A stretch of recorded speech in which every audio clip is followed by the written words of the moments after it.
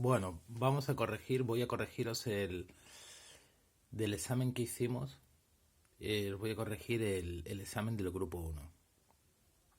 Entonces ya sabéis que eh, vais a tener que hacer vosotros, corregido, el del grupo 2, que ya os lo pasaré por Aules. No sé si el que está puesto en Aules es del grupo 1 o el grupo 2. Entonces voy a poner este vídeo para que veáis cómo se hace un examen. Bien, mirad. Lo primero que tenéis que ver del examen es el número de preguntas que tiene. Entonces este examen tiene 4 preguntas. Detrás hay otro problema. Y sobre todo tenéis que ver primero, antes de nada, tenéis que leer todos los problemas.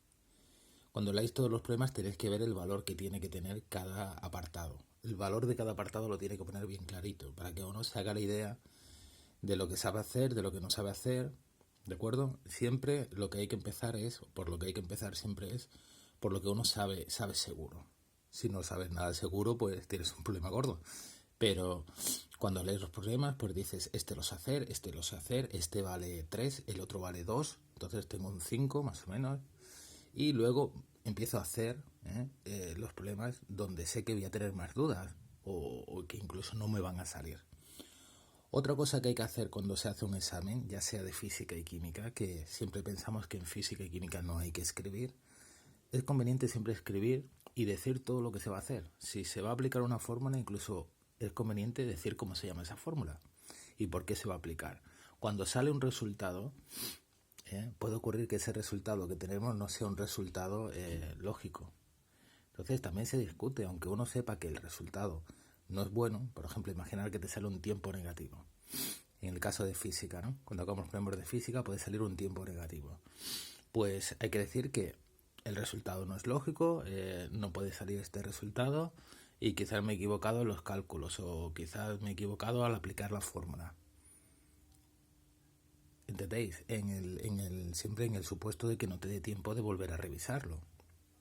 Si te sale un cálculo o un dato o tienes, por ejemplo, un resultado que no es lógico, hay que revisarlo. No se queda uno tan pancho diciendo, hostia, me ha salido 300 kilogramos cuando me tiene que salir 200 miligramos. ¿De acuerdo? Bien, entonces, lo leemos, vosotros lo leéis, siempre los profesores dan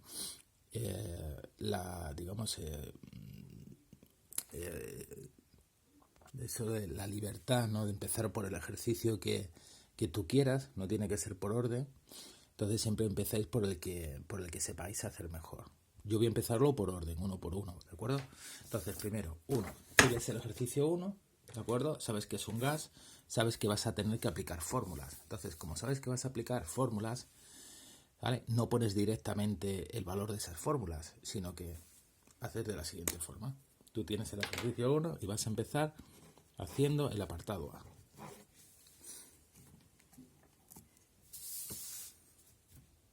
El apartado A dice, el gas hay que calcular el trabajo sobre el gas en los 3 tramos. Esto vale 2 puntos. ¿De acuerdo? 2 puntos. Esto tiene bastante valor. Entonces tú dices, ¿cuántos tramos hay? Hay 3 tramos. De A.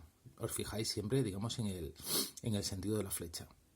Tramo 1, que sería AB, tramo 2, que sería BC, y tramo 3, que sería CA. ¿Vale? Puedes empezar por el tramo que quieras. Por ejemplo, vamos a empezar por el tramo BC. Entonces yo pongo tramo BC. ¿Vale? Entonces lo indico así. B va a C porque es lo que me indica la flecha. Ahora, ¿cómo se calcula el tramo BC? Entonces puedo poner... Quiero calcular el trabajo. Entonces para calcular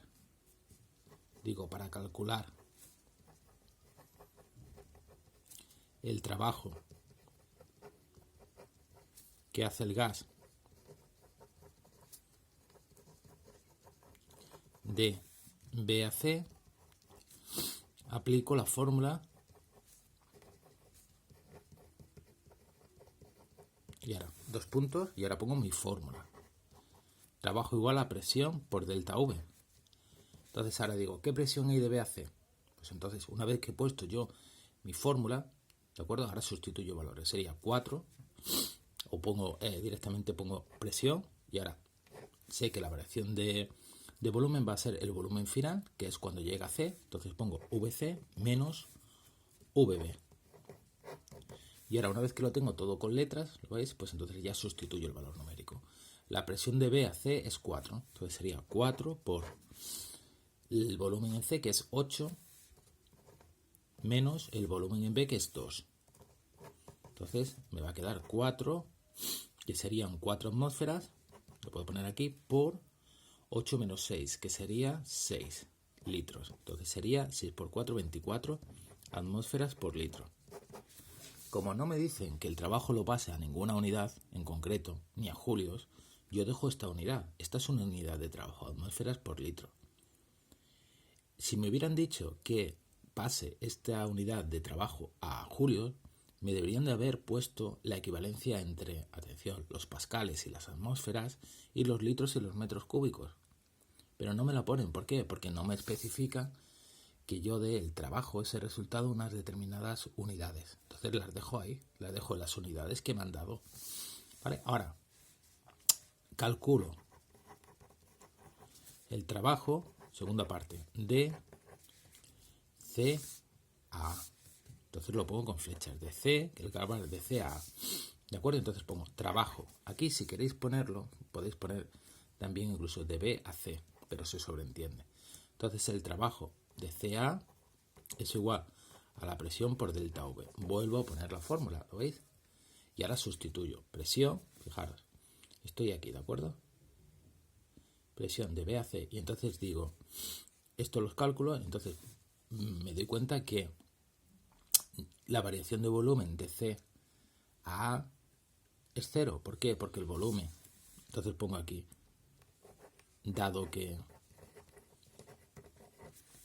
VC es igual a VA, va a ocurrir con una flecha, no puedo decir, la consecuencia va a ser que delta V es igual a 0, ya que VA menos VC será igual a 8 menos 8, igual a 0. Y por lo tanto, pues trabajo de C a A será igual a 0. Fijaros, no es lo mismo poner directamente esto, que tú lo sabes, que explicarlo. ¿Entendéis? ¿Por qué? Porque el profesor puede decir, bueno, me parece que el trabajo es igual a 0, pero ¿cómo lo sabe? Y ahora viene el tercer tramo, que es el tramo, digamos, más trabajoso, ¿no? O que necesita más desarrollo a la hora de calcular, lo que es calculo el trabajo de A a C. Y ahora lo digo, es decir, no me pongáis directamente que, o sea, trabajo es igual al área del triángulo más el rectángulo. Tengo que decir, en un diagrama, presión-volumen, el trabajo en un determinado tramo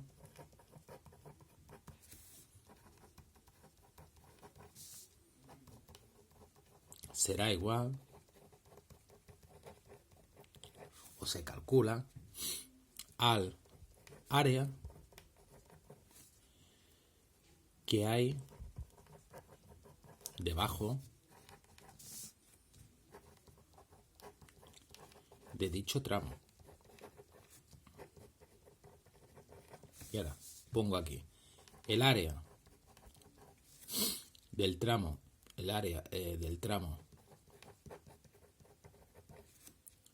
A, B es igual al área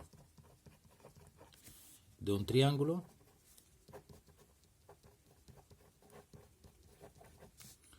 más el área de un rectángulo. Entonces, es decir, fijaros, trabajo de AB es igual a la suma del trabajo del triángulo más el trabajo del rectángulo. Esto lo ha hecho alguna gente, ¿vale? Pero no lo he explicado. Y entonces, ahora vemos aquí el diagrama, ¿de acuerdo? Que lo tenemos aquí y lo vemos. Entonces decimos, trabajo de AB es igual al trabajo del triángulo, que sería el área del triángulo. Esto es una cosa que realmente no estaría bien puesto, ¿no? Porque tú no puedes decir que es el trabajo de un triángulo no tiene significado. Entonces, realmente el trabajo de AB sería decir que es igual, el trabajo de AB es igual al área del triángulo más área del rectángulo. ¿Vale? Ahora me fijo en una cosa importante que es AB, que tiene lugar en AB. AB tiene lugar una compresión. Se comprime el gas porque pasa de un volumen de 8 a un volumen más pequeño de 2. Entonces, cuando el gas se comprime, ese trabajo es positivo. ¿Vale? Entonces, no tengo que añadir aquí ningún signo. Entonces, pongo que el trabajo de A a B será igual al trabajo del triángulo, que el triángulo, su trabajo, o digamos el área del triángulo va a ser pues la altura por la base partido 2. Entonces veo que la altura va a ser, este triángulo va a ser de 10 a, lo veis aquí, de 10 a 4. Entonces de 10 a 4, 10 menos 4 sería 6 por la base, que sería 8 menos 2, ¿vale? Que sería también 6 partido 2. Y ahora más la base, perdón, el área del triángulo. ¿Qué triángulo? Pues atención, lo que yo voy a hacer va a ser el área bajo AB, sería todo esto. Todo esto. Entonces toda esta área, ¿vale? Toda esta área que veo aquí, que marco aquí, ¿lo veis? Todo esto, pues esto sería un paralelogramo. Pero esto no sé yo calcularlo. Entonces lo que hago es dividir el área entre la suma de un triángulo, este triángulo, más el rectángulo. El área del triángulo ya lo he calculado y el área del rectángulo sería simplemente 2, no, aquí sería, perdón, 4 por 6, ¿vale? Entonces sería 4 por de 8 menos 2, 6. Entonces sería 36 partido 2 más 24, ¿de acuerdo? Esta, la unidad que se utiliza, pues sería atmósferas por litro, que era la que hemos utilizado antes, ¿de acuerdo? Entonces sería, estoy repasando si están bien, ¿vale? Entonces estaría bien esto, ¿vale? Entonces nos quedaría 18 más 24, que sería igual a 2 y 1, 42 atmósferas por litro. Vemos lo que nos pregunta. Nos pregunta el trabajo sobre el gas en los 3 tramos. No me preguntan la suma del trabajo en los 3 tramos. Entonces no lo sumo. Entonces un resultado sería este. Lo encuadro. ¿Vale? Otro resultado sería este y otro resultado sería este. Que estaría ya hecho, ¿de acuerdo? Bien explicado. Esto vale 2 puntos. Ahora me voy al apartado B. El apartado B me dice qué tipo de procesos son CA y BC. Entonces, esto simplemente que digo que CA, ¿vale? Este proceso de aquí, CA ocurre a volumen constante, es un proceso a volumen constante y por tanto es isocórico. ¿Vale? Simplemente hay que poner que es isocórico. Y ahora, el CA, el CA lo hemos hecho, de B a C es un proceso a presión constante, como veis. Entonces lo digo aquí, BC es un proceso a presión constante y se llama, ¿vale?, isobárico. ¿Vale? Ya está hecho. Esto es fácil, ¿de acuerdo? Vale 0,25 puntos. C. ¿Cuánto vale la variación de energía interna delta U de este proceso cíclico? Pues entonces, como es un proceso cíclico, ponéis delta U es igual a 0. ¿Vale? Y ahora lo justificáis. ¿Por qué? Porque al ser U, que es la energía interna, una función de estado, su valor dependerá solo de la posición final y de la inicial. ¿Vale? Al ser un proceso cíclico, es decir, que empieza donde termina,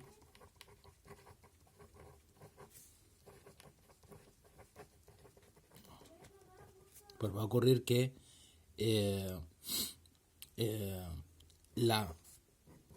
el valor de la energía interna inicial va a ser igual al valor de la energía interna final. Y por lo tanto, delta U, que es energía interna final menos energía interna inicial, es igual a 0.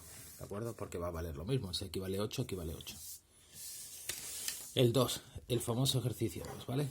No sé si el vídeo me va... Porque tengo poco espacio en el teléfono, igual tengo que cortarlo, ¿vale? Y se me hacen dos trozos. Porque se me ha olvidado borrar el vídeo que tenía antes, de segundo de la ESO. Bien, el 2, 300 mililitros. Este vale, atención, este en total vale 3 puntos. 300 mililitros de una disolución de carbonato cálcico. Entonces, carbonato cálcico hay que saber formularlo. Carbonato, como termina en ato, ¿de acuerdo? Utiliza el carbono, la valencia más grande, que sería la 4. El oxígeno es 2, CO2. Y ahora le añado mi molécula de agua. Entonces sería H2CO3. ¿Cómo se forma el carbonato cálcico? Se quita el hidrógeno y se pone el calcio. El calcio tiene valencia 2, que se la da al carbonato. Y el carbonato, a su vez, tiene valencia 2 porque la valencia es el número de hidrógenos que tiene. ¿Vale? Entonces esto se queda CaCO3. Ese es el carbonato cálcico. ¿Cómo sería el del ácido clorhídrico? Directamente HCl, lo sabemos. Incluso del carbonato cálcico. Igual os lo sabéis ya de memoria. Entonces, el carbonato cálcico, CaCO3, reacciona con el ácido clorhídrico. ¿Vale? Es una reacción típica ácido-base, que también se llama reacción de neutralización. Si tú quieres neutralizar los efectos de un ácido, por ejemplo, del ácido clorhídrico, que es el jugo gástrico que tenemos en el estómago, cuando alguien tiene acidez de estómago, pues toma una sustancia que es una base, no toma caliza, ¿no? Cuando se trata del jugo gástrico, ¿no?, del estómago, toma bicarbonato o toma una sal de fruta que suele ser un hidróxido de aluminio, ¿no? Digamos, la sustancia que tiene. Y entonces se origina dicloruro de calcio, agua y dióxido de carbono. Dicloruro de calcio es esto, agua más dióxido de carbono. El dióxido de carbono es un gas, entonces pongo una flecha para arriba. Ahora justo la reacción. Calcio, carbono, carbono, oxígeno tengo 3 y aquí tengo 1 y 2, 3. Hidrógeno tengo 1 y aquí tengo 2. Y cloro tengo aquí 1 y aquí 2. Entonces lo único que voy a hacer es poner aquí un 2. Entonces, un mol de carbonato cálcico reacciona con 2 de ácido clorhídrico. Eso es muy importante. Ahora, aquí debajo pongo lo que tengo. Aquí de carbonato cálcico tengo 300 mililitros, ¿de acuerdo?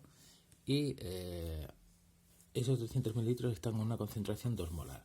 De ácido clorhídrico tengo 400 mililitros, es decir, en volumen tengo más y la concentración es la misma. Entonces me pregunta, ¿quién es el reactivo limitante? Cuando hay un reactivo limitante significa que de uno he puesto de más. Es decir, que de una de las dos sustancias hay de más. ¿Qué es lo que hago primero? Primero calculo el número. Fijaros cómo lo explico. De moles de cada uno de los reactivos. ¿Vale?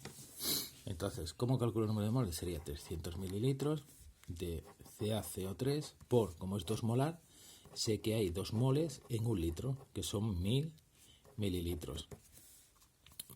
Estos son 300, me quedan 0, ¿de acuerdo? Entonces esto sería 600 partido 1000. Es decir, 600 partido 1000 me queda 0,6 moles de carbonato cálcico. Es decir, que yo tengo 0,6 moles de carbonato cálcico. Ahora voy a ver lo que tengo de HCl. De HCl pues tengo 400 mililitros de HCl, ¿vale? Por